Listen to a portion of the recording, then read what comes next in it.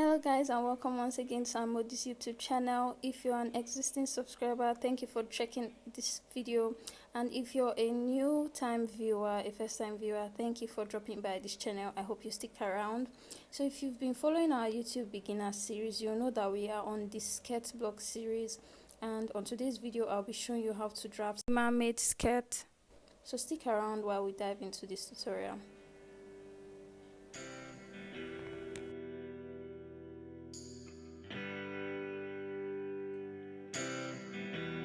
So before we get started in this tutorial, I'll be folding my fabric into 4 parts.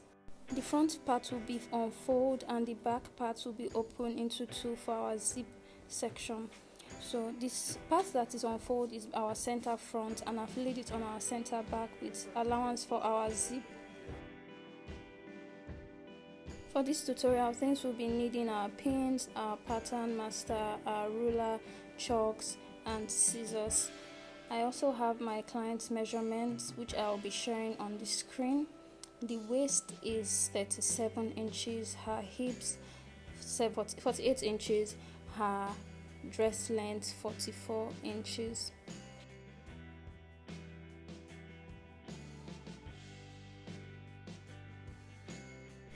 For this pattern, we'll be starting our measurement from the side that is folded from our center front. You know, the center front and the center back has been placed together, so we'll be dividing our measurements into 4. As you can see, I've measured my waistline, the line I'll be starting my measurement from, and from that line I'll mark my hip length, which is 8 inches. I'll on both extremes of the fabric and roll with a straight line. So mark my knee length, which is 19 inches, also starting from the waistline.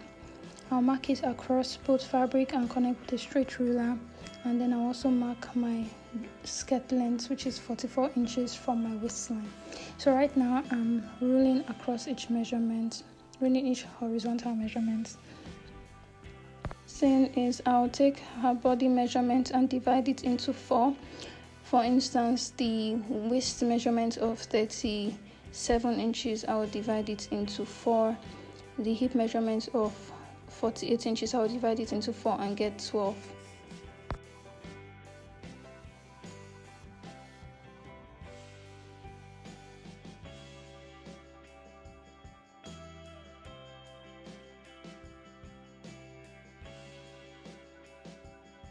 Round width measurement divided by 4 plus 1 inch for that, and we'll be adding a sewing allowance of 1 inch.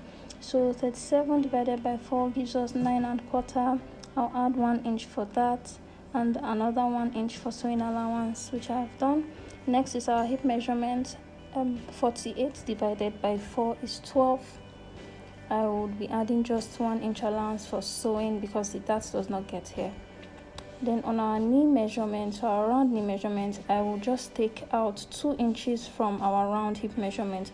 So when I measured round hip measurement, it was 12. So I've taken out 2 inches, which is 10. Then I'm adding 1 inch for sewing allowance. And since I'm sewing an A-line skirt now, from the knee length, I'm just going to connect with a straight ruler to the end of my fabric. Next, I'll be connecting my waist circumference to my hip circumference using a curved ruler. Use the curved ruler to connect my hip measurement, my hip circumference to my knee circumference. I can also go in with a straight ruler, and then at the sharp point you see on the hip line, I would blend it in with the curved part of my ruler, or you can eyeball it. As you can see, the sharp edge, we don't want that there, so we'll just use our curved ruler to give it a smooth curve.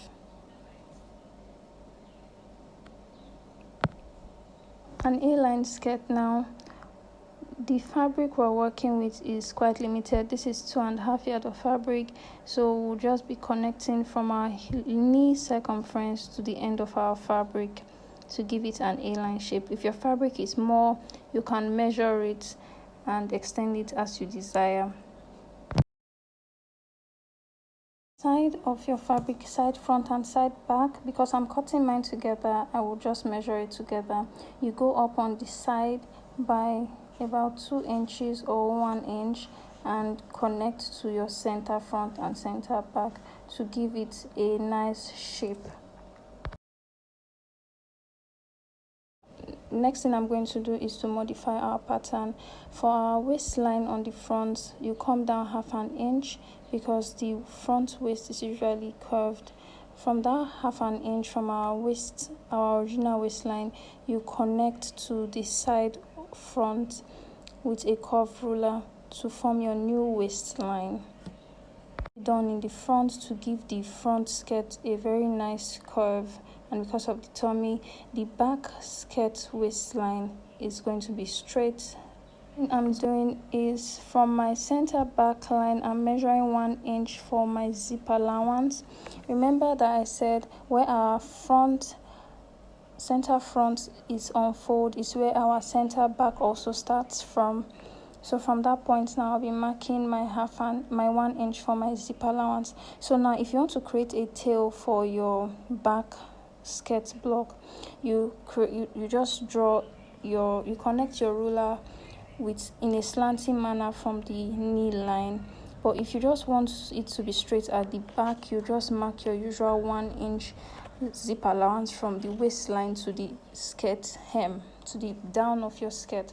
But in this particular tutorial, I'll be working with the limited fabric I have and just create a tiny tail at the back. So now I'm just connecting my 1 inch zipper allowance from my hip line to my knee line, then up my waistline.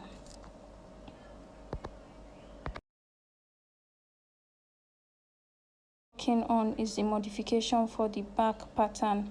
For our back pattern, the zipper allowance does not start from the initial center back that we measured. As you can see now, I've just gone ahead to rule a straight line to indicate our original center back measurement. So from that original center back measurement, you're going to go into your fabric by about half an inch to prevent bulging on the zipper allowance at your back. So from this half inch now, you connect to the original center back hip. Let me take that again.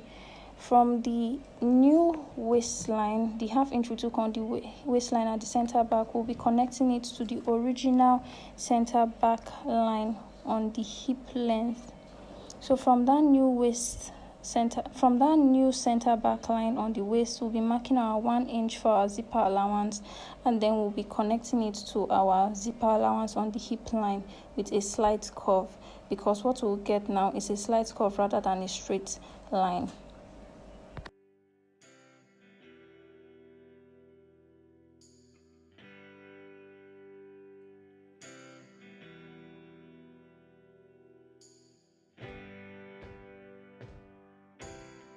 Next thing I'm going to do now is from my new waist line, I'm going to add half an inch allowance for my sewing allowance. Remember, I came down my waistline by half an inch to give it a curve, and then I'll be measuring half an inch back for my sewing allowance. Remember now, for the waist and hip circumference, I added allowance while drawing my pattern. So now I'll just go ahead to go and cut out my skirt pattern.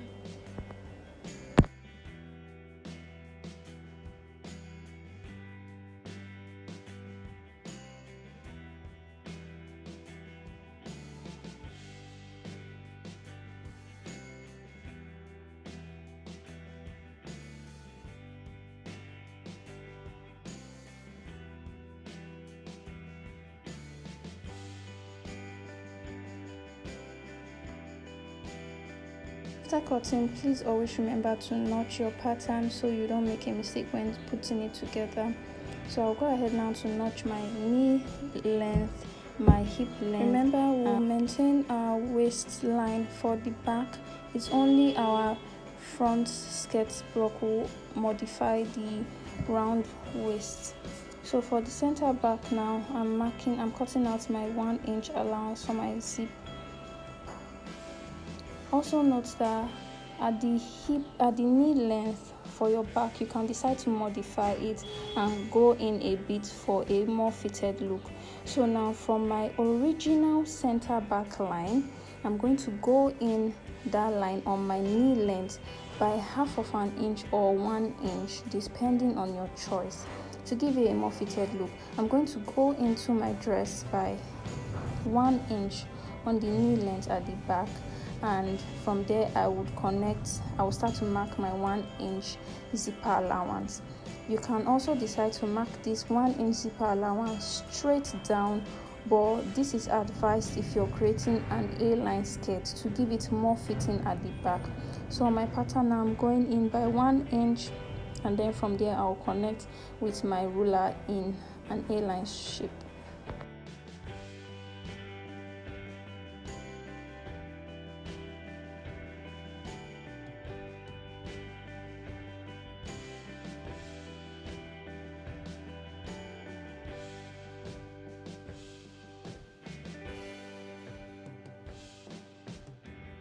My new knee circumference at the center back, I'm going to connect it to my hip circumference at the center back, and then from my knee circumference I'll cut out my train for the skirt I'm making.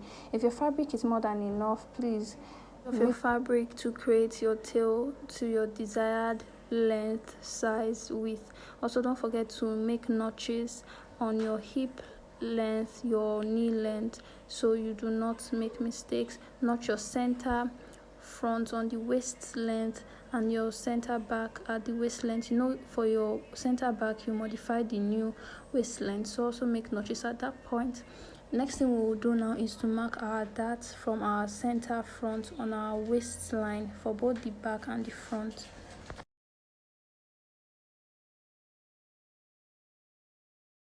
For this person, the dart line I'll be working with is 4 inches, nipple to nipple 8 inches, so that line 4 inches from the center front and the center back on the waistline. So I'll mark 1/2 inch on both sides of the dart line, then I'll mark my dart length of 4 inches down my material, and then I'll rule with a straight line. I'll just show you an idea of what the dart is supposed to look like. On the 1/2 inch you connect to the tip of your center dart line, and the other 1/2 inch on the other side of your dart line you connect to your dart line to give you a triangular shape. This is what your dart will look like. So you do the same thing for the other side of your front pattern, and you do it the same thing for your back pattern.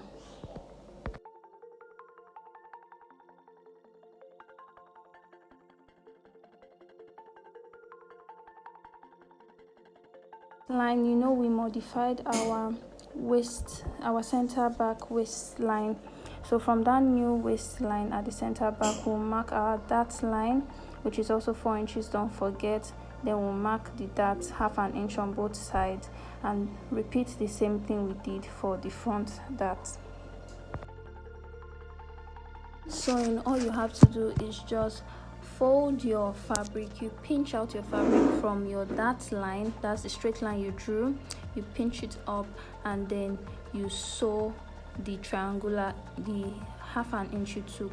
So you raise it up like this, then you sew on the dart you took, the 1/2 inch you took.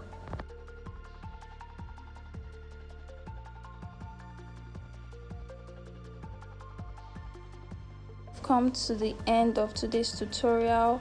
If you found it useful, kindly like, share, subscribe, leave a comment below. Thank you for sticking by. If you've not yet subscribed, kindly do so. Also share to other soulmates who may find this tutorial also useful. Also turn on your notification bell if you have not done that, so you'll be notified when next I drop a video next week. Thank you for sticking around. See you in our next video. Bye bye.